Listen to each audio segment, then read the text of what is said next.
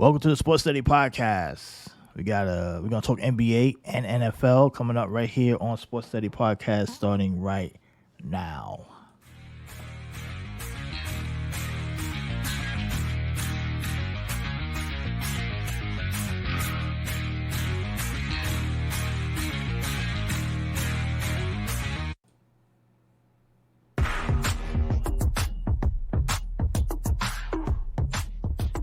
Welcome to the Sports Study Podcast. We've been away for a long time, but we are back.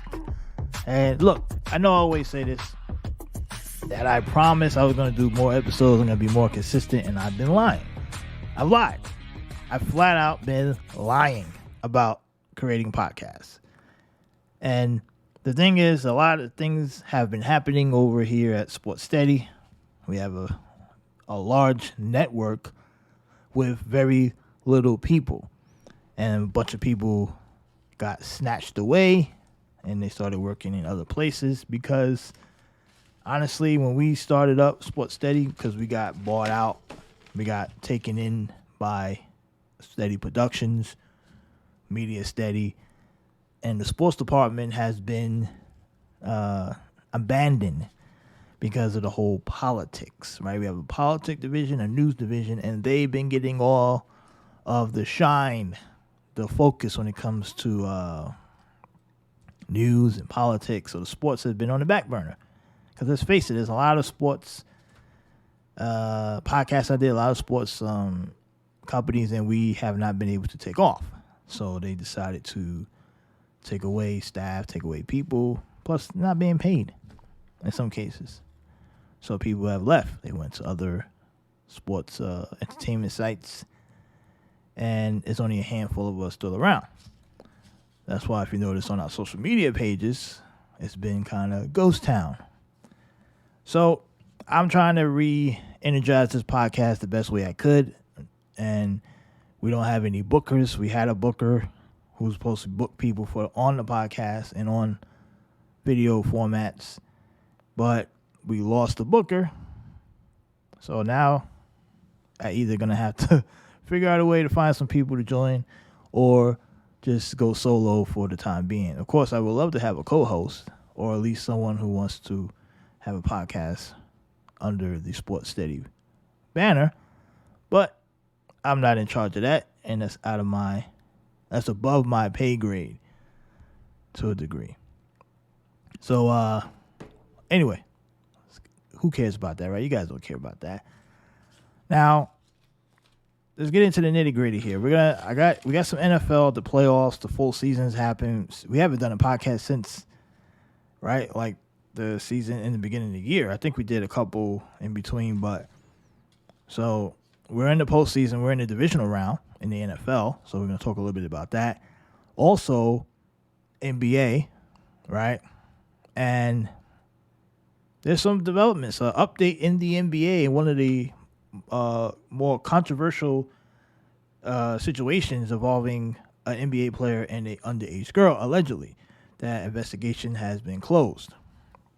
And we're going to talk about that a bit. There's mixed reactions across the league with the NBA fans and yada, yada, yada. And the only reason why I want to talk about that is because I think that after seeing what the NBA has been doing with other players that have been getting suspended or kicked out, sent away, people are reacting differently because they see this player, Josh Giddey, and he's kind of like getting off free. That's what they're saying.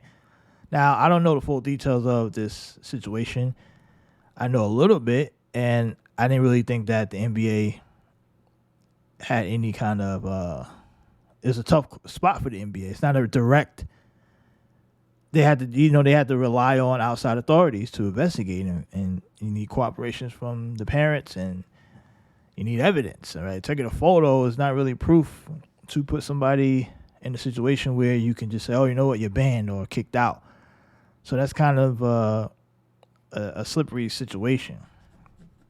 But people are reacting to it because they're saying that there is a double standard apparently in the sport that is majority black, by the way. But supposedly, even in a majority black sport, the white athletes are getting special treatment. This is what the people are saying. I'm not saying that. But have there been inconsistencies with investigations and punishments across the sports league? Would it be NFL or MLB too? Because you can add them. They've suspended guys who were white, right? I mean, they've kicked guys out. Remember the whole situation with Trevor Bauer? And then you got the NFL with the kicker, the white kicker, the Buffalo Bills. I think he's white, if I'm not mistaken, who got kicked out the league over false allegations. So I don't think that anybody's getting more treatment than others. I think that the situation is sometimes guys are getting screwed. I mean, if anything, I think players are getting screwed across the board, right? Because let's face it, even if these allegations were true or false with Josh Giddey, he probably had to pay some type of settlement, whether, you believe he did it or not, or his age or whatever the case may be. I think he was in a tight spot, right? I mean, the girl allegedly or did not lie about her age or whatever the case may be, and I think the NBA probably looked, or the investigators probably thought, man, this is a tough break for the kid, a tough situation, because he's a kid too at the time, right? He's not. I think a lot of people are reacting now to it because he is older, so they're reacting to it like it just happened yesterday or last week. But that's not the case. And when you deal with social media, people love to conflict facts and with reality.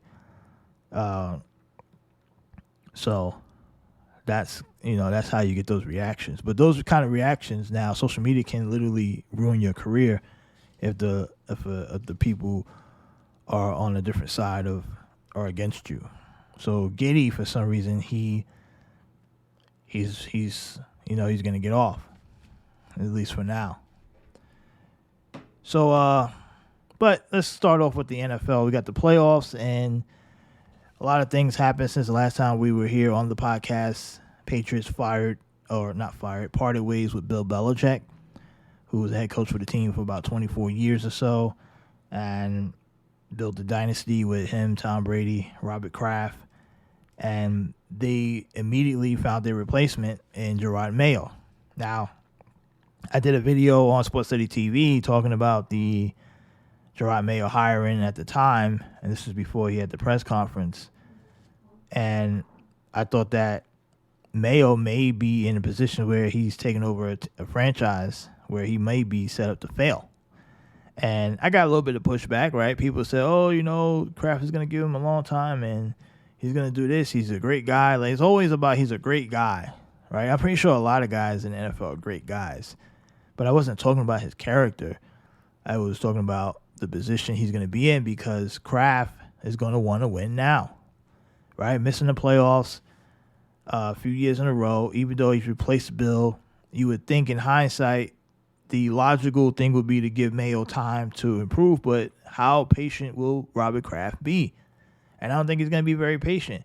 And that's why I said that if I'm Mayo, I'm trying to get the star receiver, and then I'm trying to get a veteran QB, maybe find a quarterback in the later rounds to develop and sit behind the starting QB, the veteran QB, because you can bring up guys like Lamar Jackson, all these players, but these guys, Patrick Mahomes even sat behind Alex Smith, who was a veteran before he became Patrick Mahomes, right? C.J. Stroud has defied odds, of course. C.J. Stroud for the Houston Texans, who has been an excellent rookie and has the Texans in the playoffs, and they won their game. But that's how many C.J. Strouds. Just look at how many top quarterbacks in the last 20 years have been good right away. And it doesn't matter if Mayo drafts any one of those top quarterbacks and it takes them 3-4 years to become great. He's not going to be around to see the benefits of that. The likelihood of that happening is going to be slim to none, right? He's not going to get the Mike Tomlin treatment, especially if the Patriots struggle. At least with Tomlin, the Steelers have a winning record every year. So he's had the cushion, because they've been winning if the Patriots come back next year with the rookie quarterback and they win 5 games, 6 games, they don't make the playoffs.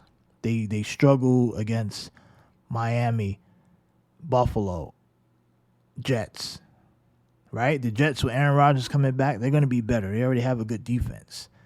The Bills are still there. They're not Super Bowl contenders, but they're going to be good enough. Miami has a good offense. And so Robert Kraft's going to sit there and see the Patriots lose, going 2-5, 2-4 in the division, 1-5 potentially, get beat by Buffalo, get beat by Miami, get beat by the Jets. And he's going to say, man, I can't keep watching this. Then you're going to hear rumblings of him being on the hot seat, especially being that Mayo has no experience coaching outside of coordinator.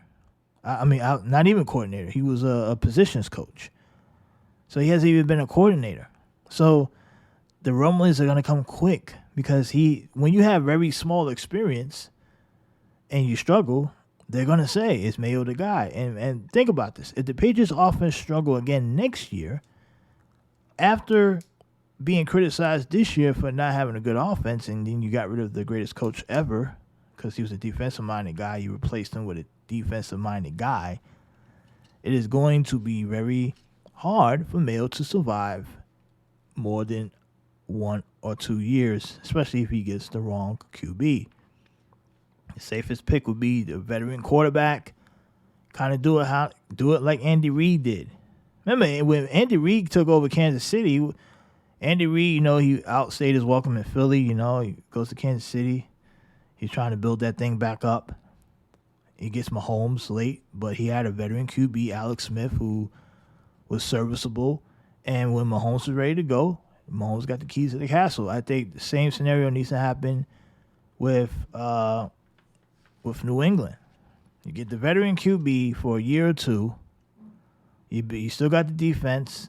You're a defensive guy, so you're probably always going to have a decent defense. You make sure you get an offensive guy out there that can work with the veteran. You develop the rookie quarterback and don't rush the rookie quarterback, because I think if Caleb Williams, Drake May, I like Drake May a bit, but if they have to rush in and be the franchise savior in year one, it's just not going to pan out good. It's really not. You don't want to put that pressure on your rookie QB. I say, honestly, here's my hot take on it. And I know during my video I said that they should draft Jaden Daniels, but since then, JJ, the Michigan quarterback, has declared for the draft. I say they could probably get him in the 4th round somewhere, because he's not going to go top 1st round or even 2nd round. He'll probably go somewhere in 3rd or 4th round. I say Patriots snag him at 3rd round. You get a veteran QB. You sit the QB. You sit the rookie quarterback. You have the veteran start. It's only a year or two. And you have JJ, I think it's JJ McCarthy or something like that. You have him sitting there waiting and learning, and then he takes over in 2 years. And by then you have Marvin Harrison Jr. would be a stud receiver. He'll be good in probably year 1, year 2. I mean, that is the dream scenario.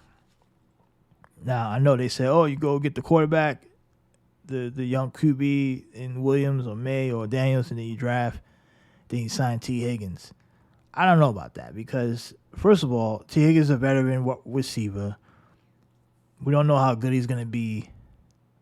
And you still got receivers on the roster that potentially could be, if they're healthy, Bourne, Parker, and these guys probably could still be solid. If with a veteran QB, you probably don't need to go out and spend money, because you're going to have to spend to get Higgins. Higgins is not coming to New England unless you overpay for him. That's the problem I'm going to have with that. I don't have a problem overpaying for the quarterback, but if you're going to overpay for a T. Higgins, who's kind of like a number 2 receiver, there's no upside there. There's more upside with Marvin Harrison Jr. has more upside than T. Higgins, because Harrison Jr. will be younger, he'll be cheaper. I don't think going out and spending a large percentage of money on Higgins, because Higgins is not coming to – guys are not coming to New England. I think a lot of Patriot fans, Think that guys are just going to come to New England because it's New England. Belichick is gone. Brady's not there. Nobody's coming to New England unless you overpay. So you're going to have to overpay for Higgins. You're really going to overpay for T. Higgins when you already have a room full of receivers that are already being overpaid? Then you're going to have to move somebody or move them or cut them and eat the money. I say you go Harrison Jr., you beef up the offensive line, you protect the veteran quarterback, and you draft a rookie quarterback later in the 4th round and develop him. That's what you do. You know? And worst case scenario, if you can't get a rookie quarterback, you bring back, you still got Zappy or who could probably improve or get better, or Mac Jones still, unless you get rid of Mac. At least you still have 1 or 2 guys who still play quarterback. The offense should get better next year with Marvin Harrison Jr. You can't miss out on that guy. That's like drafting Randy Moss, Calvin Johnson. I mean, when you get these receivers that can't miss, you can't pass them up. You just can't. So I think that's what they got to do. Now, speaking of personnel, we know Jerod Mayo, former Patriot linebacker. He was a position coach for the last 4 or 5 years or so. His press conference is now the story in New England. Now, Jerod Mayo said some things that are rubbing people the wrong way. And the Patriots introduced him in a press conference. Robert Kraft was there. And Jerod Mayo,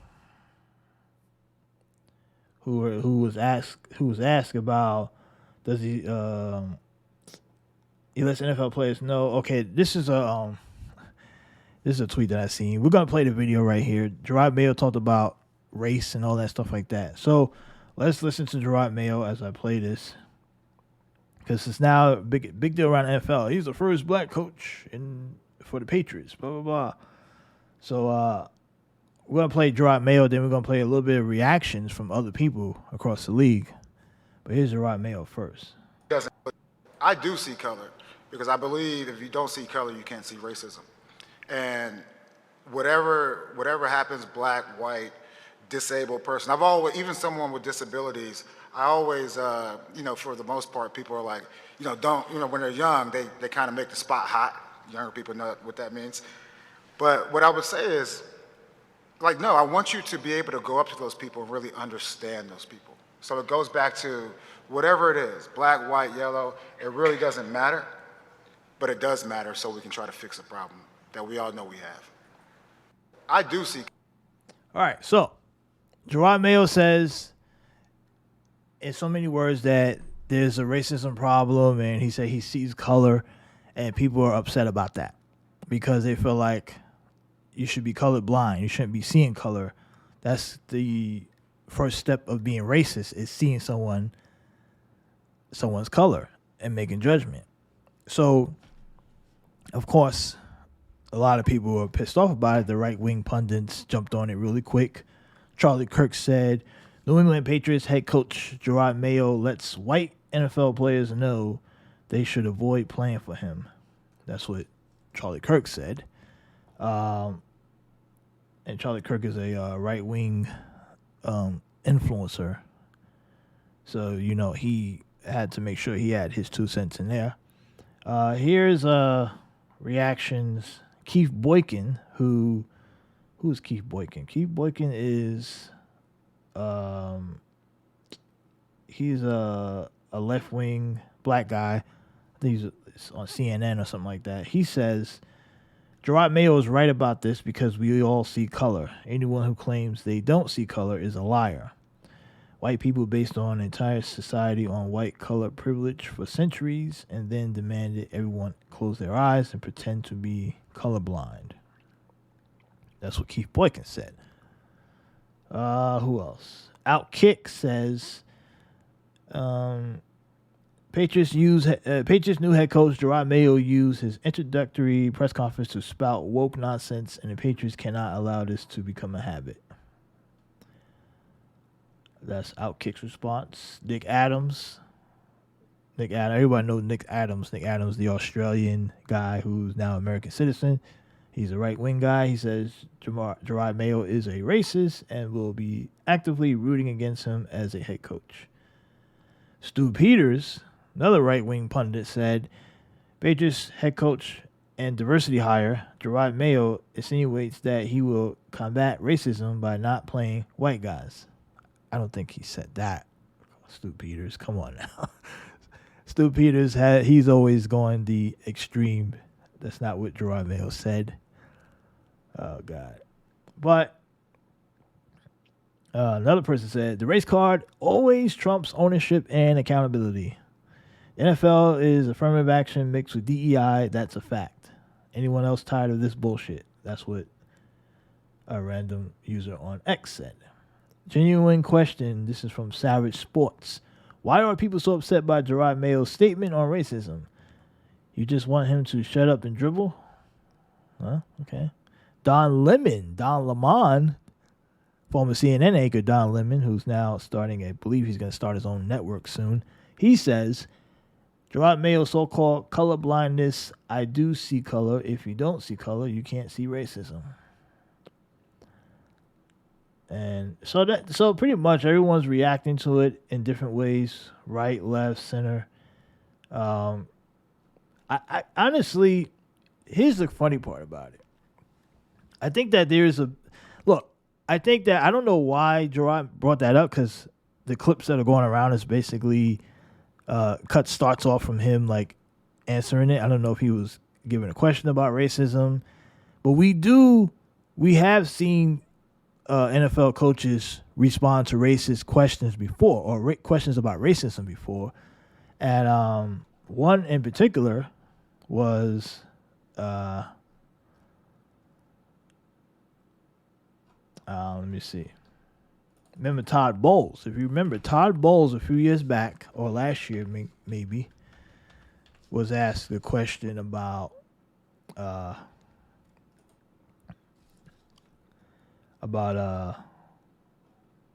me see if I can find it, because there's a bunch of them. Okay, here's the one where he was because he was facing Mike Tomlin, and it was saying how two black coaches going against each other. Some reporter, tried to race bait him essentially, and this is Todd Bowles' response from a few years ago. You and Mike Tomlin are two of the few black head coaches in the league. I wonder what your relationship is like with them and your thoughts on Steve Wilkes joining that fold. I have a very good relationship with Tomlin. We don't look at what color we are when we coach against each other. We just know each other. I have a lot of very good white friends that coach in this league as well, and I don't think it's a big deal as far as us coaching against each other. I think it's normal. Wilkes got an opportunity to do a good job. Hopefully he does it. And we coach ball. We don't look at color. But you also understand that representation matters too, right? And that when young aspiring coaches or even football players, they see you guys, they see someone that looks like them, maybe grew up like them, that has to mean something. Well, when you say you see you guys and look like them and grow up like them, it means that we're oddballs to begin with. And I think the minute you guys stop making a big deal about it, everybody else will as well. So that was Todd Bowles, the head coach for the Tampa Bay Bucks, and he said that was I think that was last season, I believe, or maybe 2 years ago. And so the two different responses there between Todd Bowles and Jerod Mayo, who's now the new head coach of the New England Patriots. Now, Todd Bowles' response was probably the best response you can get, because we're talking about football, right? And we know a couple of years ago how forceful the social justice stuff was, and we thought it kind of died down a bit after last season. But now, so to get a question and for Mayo to have to go into detail like that is kind of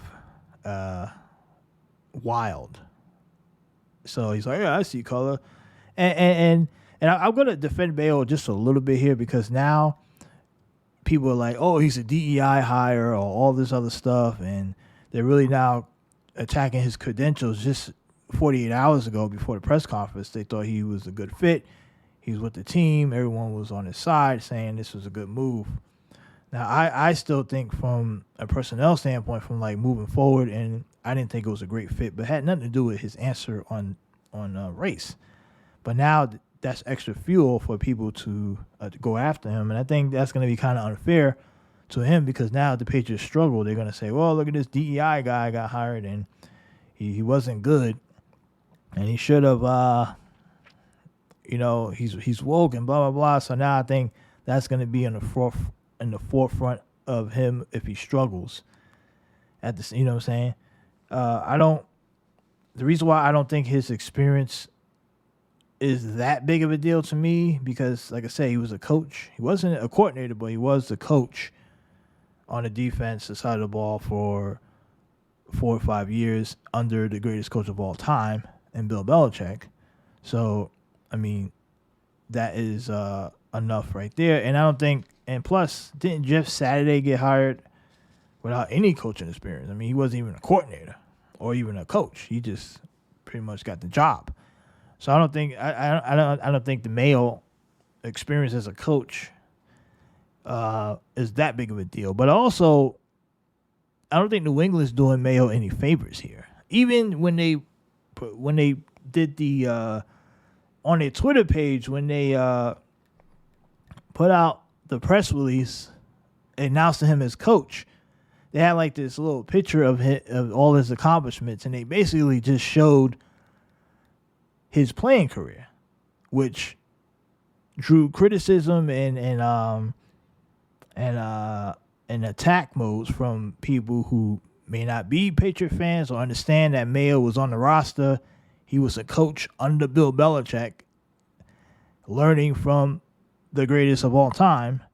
But the Patriots didn't even mention that he was a coach. They just said he was an all-pro and this, that, and third, kind of making his accomplishments about him as a player. And then people say, oh, so he's just a Pro Bowler, that's it. And they attacked him. And so I think the Patriots are not doing this guy any favors off the top.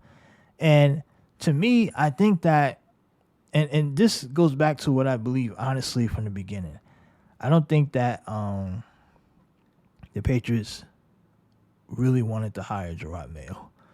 I think they only did it because they put it in the contract, they made a deal with him, and they didn't really think Bill would be gone this year. They were hoping that maybe at some point, a couple more years down the line, maybe that Bill would leave.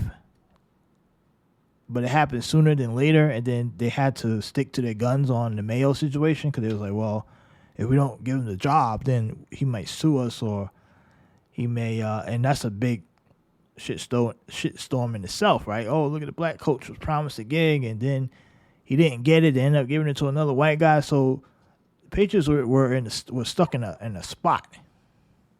They were stuck. They're like, damn, we got to give this guy the job. We have no choice because we did promise him. And so I think they second guessed, especially when they seen that Harbaugh might be available and Vrabel was available. I think they would have much rather had one of those two guys. This is just my assessment. I don't know. I don't have any inside information.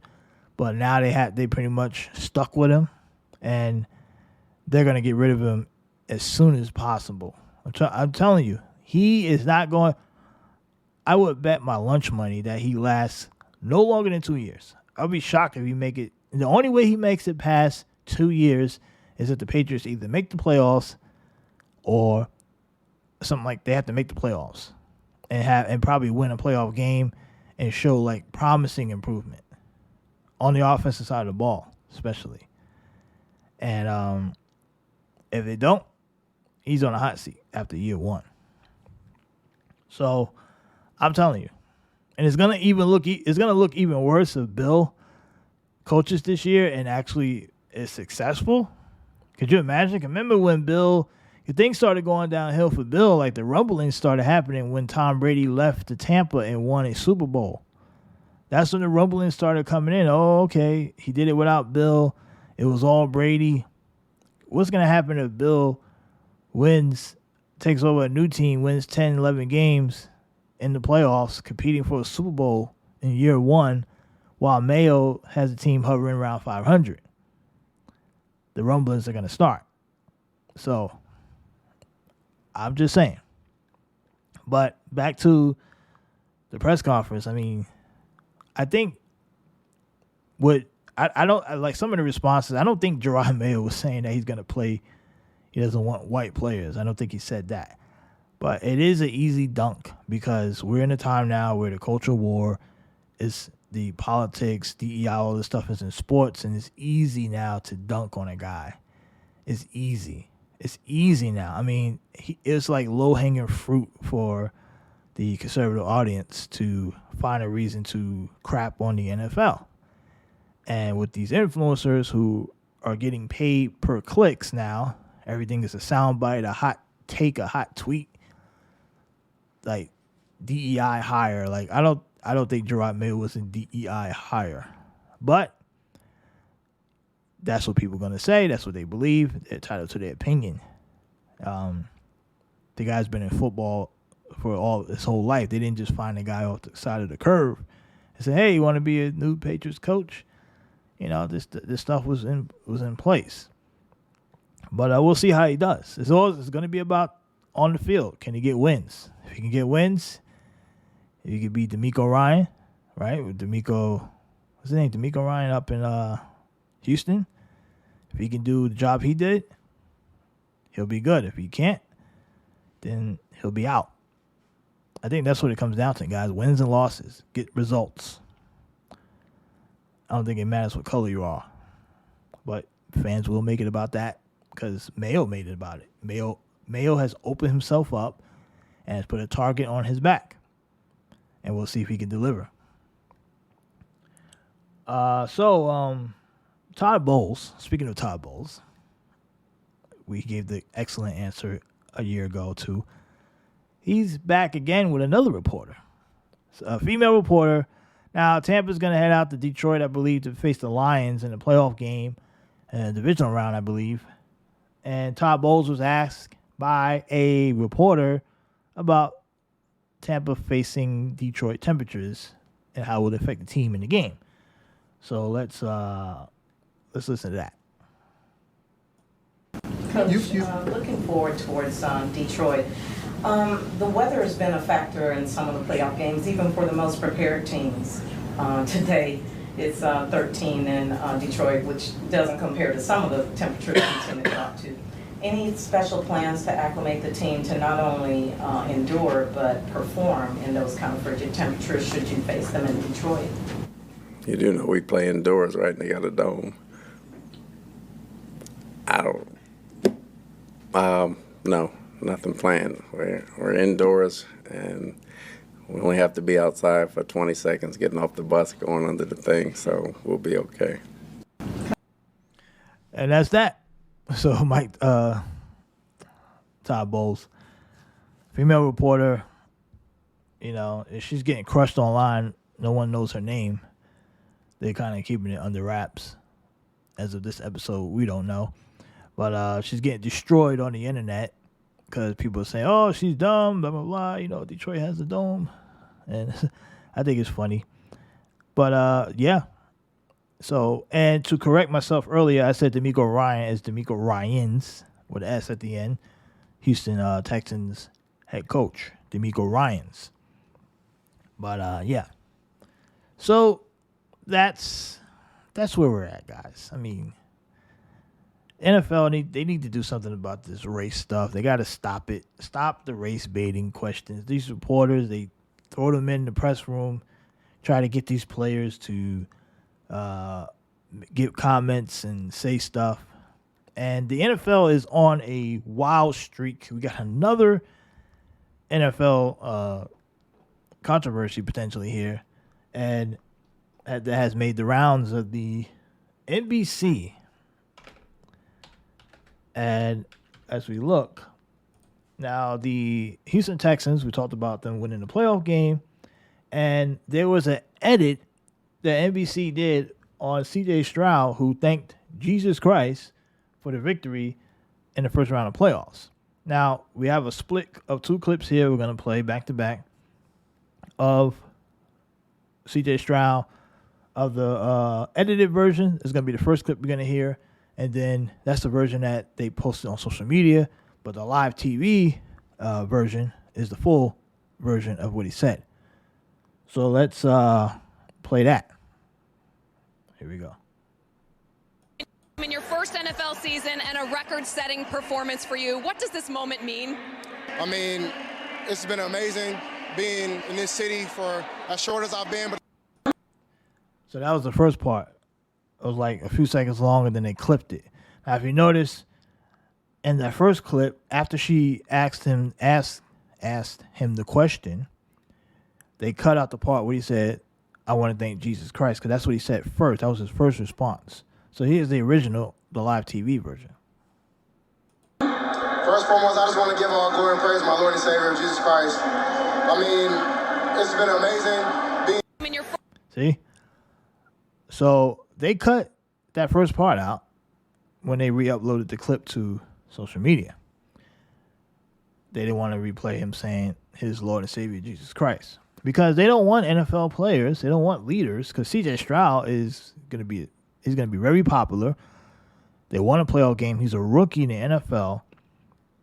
And this is why they're trying to make sure these guys are not seen as this positive, focused type individual. Now, there's many guys across the league that's like this, right?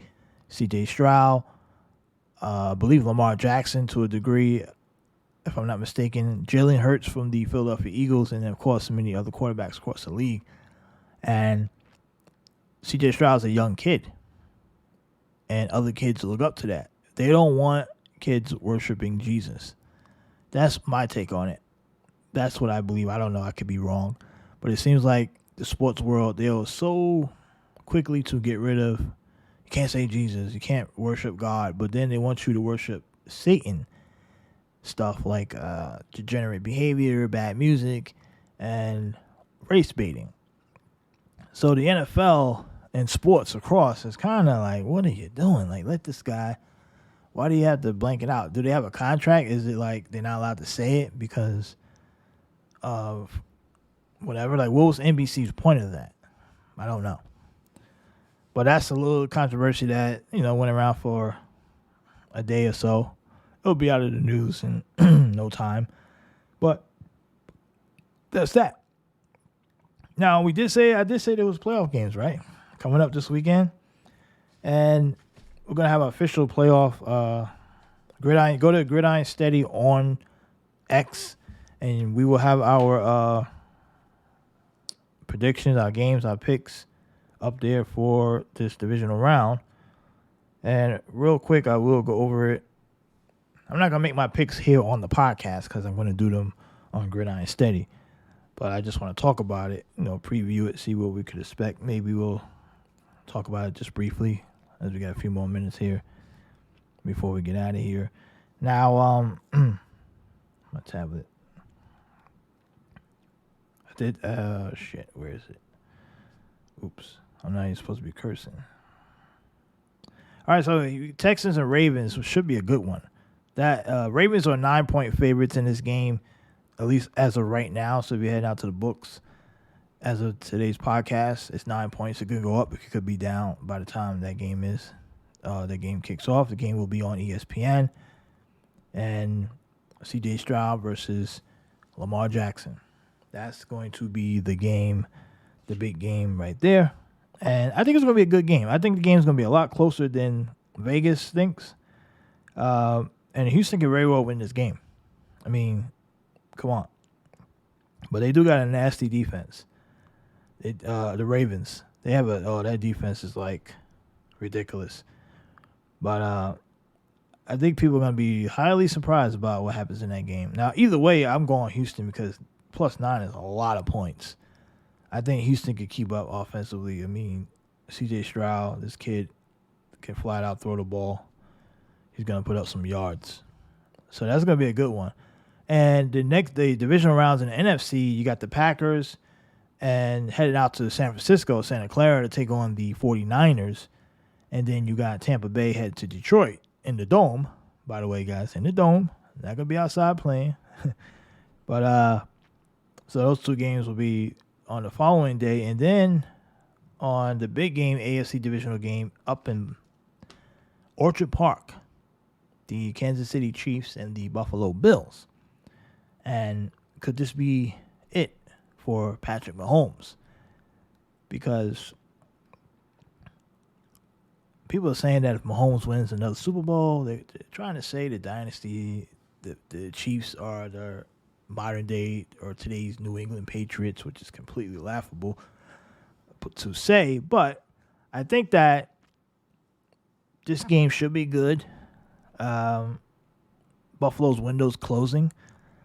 This is their shot. They have to beat Kansas City. I don't think they beat Kansas City in the playoffs yet. I mean, even Joe Burrow beat Kansas City before. And I think Burrow comes back strong next year. I think Herbert comes back strong. I think Trevor Lawrence should come back strong.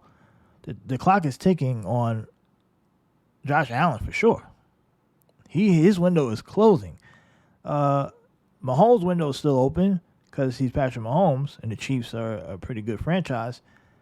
But there's not going to be many Super Bowl windows there left for Patrick Mahomes to even get close to Tom Brady. That's why I think it's laughable that people think, oh, Mahomes is going to catch Brady. He's going to be great. I think they had a stat out that Mahomes and the Chiefs can win like 10, 11 games, 12 games for the next like 10 years, and they still wouldn't catch Brady or something like that. It's just crazy how dominant Tom Brady was. Like, you're not catching the guy. Okay? But, so that game should be good as well.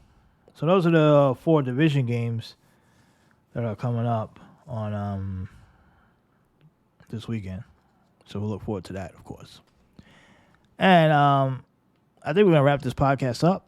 I know I was going to talk a little bit of NBA, and I think I'm going to save that, probably do a video on it, because some stuff is just kind of not irking me, but it's kind of like laughable how everyone in the basketball world is like drooling and slobbing over Bronny James and his performances, and LeBron is performing in front of the camera. He did some crazy thing, like some weird attention-seeking during a press conference. He's like yelling at the TV, trying to pretend, oh, look at me, I'm a great father, and look what I'm doing here, and all the cameras are surrounding him, and he's performing, because that's what he does. He's a performer. He's a flopper, and everyone's taking that as, oh, look, LeBron, he's a great father, because, like, that does not make you a great father, okay?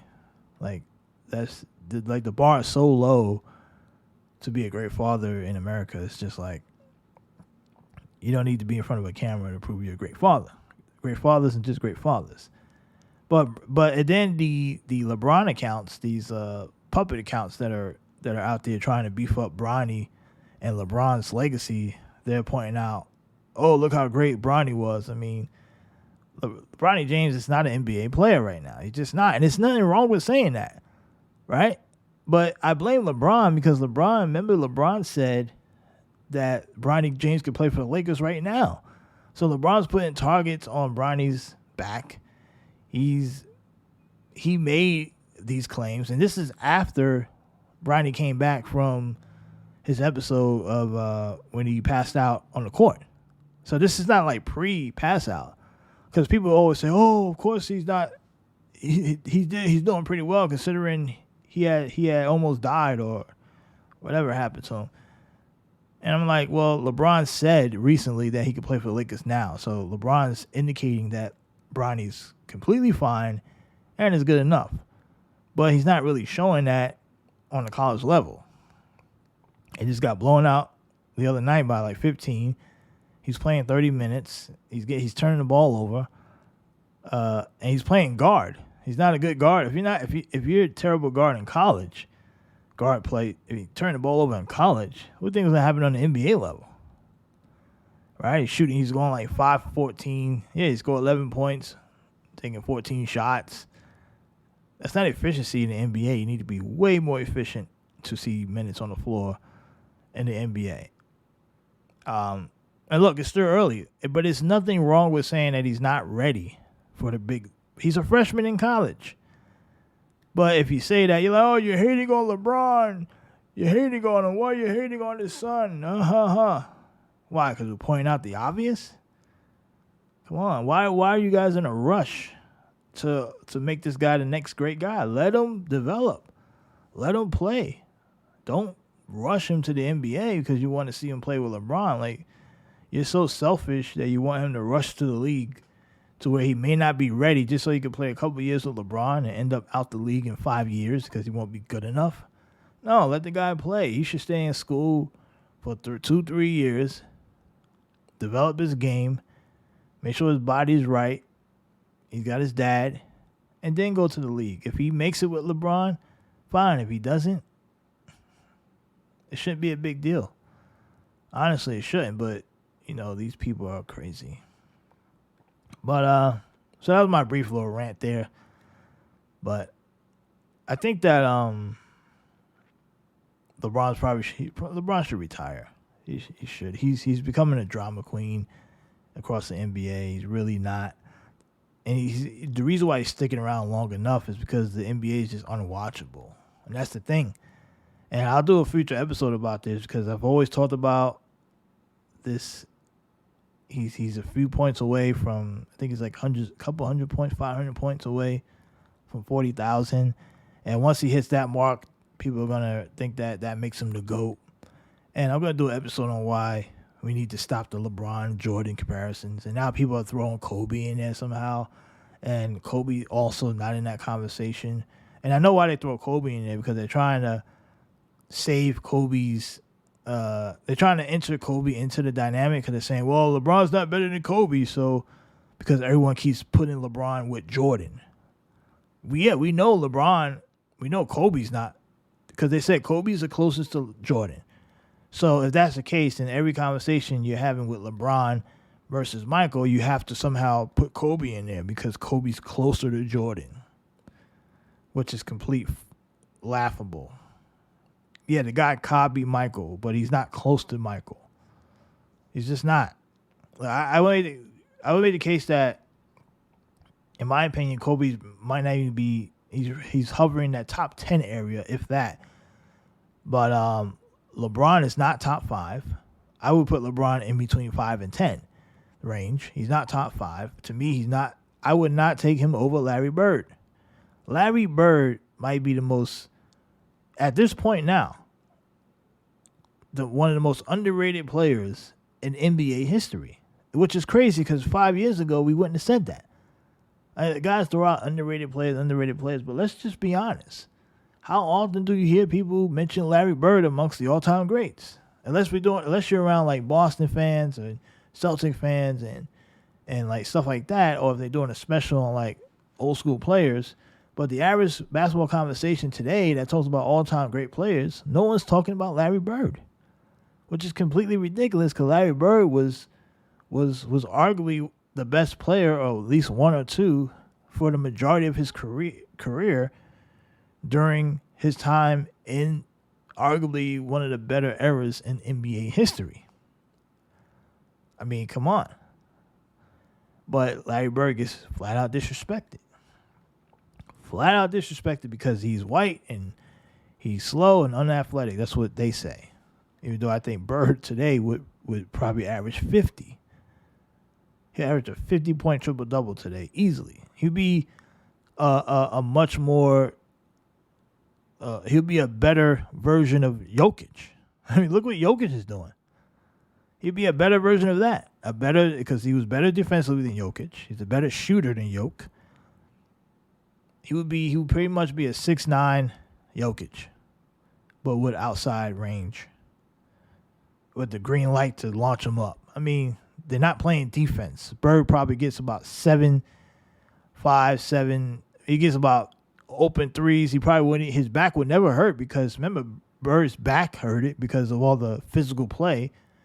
If he plays today, he's getting another 5 years easy. He plays until he's efficient easily until his late 30s, easily, because he would just be able to just shoot threes and pass and do all the fundamentals that you could do today with no problem. It'd be Jokic. It'd be Jokic, but better. And we know Jokic is MVP. He's racking up MVPs in this era. This is the worst ever in league history. And I don't know why guys don't understand that. This is the worst ever in league history. If you're spending hundreds of dollars to go to an NBA game today. You're being scammed. Because even when I switch on and off from games from time to time, it's just a 3-point shootout. Everybody's at the top of the perimeter, around the perimeter, waiting for a penetration kick out, shooting the three. Everybody, they touch the ball within 5 seconds, they launch a three. And is it these guys' fault? Because I think that's part of the game plan. That's part of the way the league is operating now. Right? Some players came out and talked about it and on podcasts. They come out and said, hey, you know, guys who are like D&3 guys or guys who were not like who had good mid-range games, but they were forced out of the league earlier because they didn't have great long-range game. You need to be a great long 3-point shooter to see minutes in the NBA. Forget about defense. Forget about mid-range. You better be a long-range shooter. That's what we want. We want you to. We give the ball to our star player. This is if you're a role player. Now, if you're a star player, yeah, you can have a mid-range jumper and be okay. But if you're a role player or a third, fourth option, your sole job, you better either get hustle points or you better be a 3-point knockdown, 3-point shooter, or you're not getting on the floor because you're not going to have the ball in your hands anyway. The star player is going to have the ball most of the time. And if you're a guard and you're not the star player, you better know how to shoot. That's it. That's all you got to do. Shoot. You don't need to play defense. Just play enough D, you know, to not let your guy, you know, get the bucket at the end. But the star players are getting all the shine. The role players hit the three. That's all you got to do. And that's the NBA today. It's a 3-point shootout. I'm turning on the game. I'm seeing 4 guys surrounded the 3-point line. That's it. They're just out there waiting. And you see guys dribbling and doing this. They're traveling. They're walking. Every other possession, guys are taking 3. I think traveling out in the NBA is like anything more than 4 steps. You could do 3 steps. You could even do 4 and get away with it. And it's just wild that people are paying all this money to go to these games to get garbage product. It's a garbage product. It really is. It is a terrible, terrible product across the board. Sports Steady Podcast is sponsored by nobody. We're on social media at Sports Steady on Twitter, X. You can find us on Facebook at Sports Steady as well. So that's going to wrap it up for today's episode of the Sports Steady Podcast. And look, guys, enjoy the sports because it's about to be over. The world's going to end soon, and we're all on borrowed time. Okay, that's just the truth. We're on fucking borrowed time. So have a good weekend, guys. I will talk to you guys next week. Sports Steady, sports page run by sports fans.